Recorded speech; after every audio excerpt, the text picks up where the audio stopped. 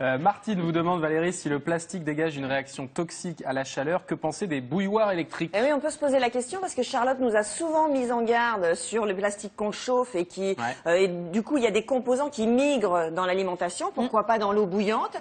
Alors effectivement, le conseil d'achat, c'est quand même de mettre un petit peu cher sur les bouilloires. Il y a 3 options. Inox, mais là aussi de bonne qualité, parce que l'inox, entre l'eau et la chaleur, le fond se délite rapidement, quoi, se désagrège s'il est trop fin. Il y a le verre, mais alors le verre, c'est lourd, ça casse, oui, c'est pas très et puis ça devient très vite calcaire. Ça existe en verre, je savais pas que ça existait en verre. Bah si, mais il y a du calcaire qui se dépose, ça fait dégoûtant. Ou alors reste le plastique qui est quand même le meilleur achat, le plus pratique, mais en effet, si vous ne mettez pas assez cher, le plastique est de mauvaise qualité. Il y a du bisphénol A dans les bouilloires, c'est le composant qu'on a viré des biberons. Non, bah il est encore dans les bouilloires. Alors, enfin, en tout cas, dans certaines, alors il y en a plus ou moins selon le prix que vous mettez, selon la qualité de la bouilloire.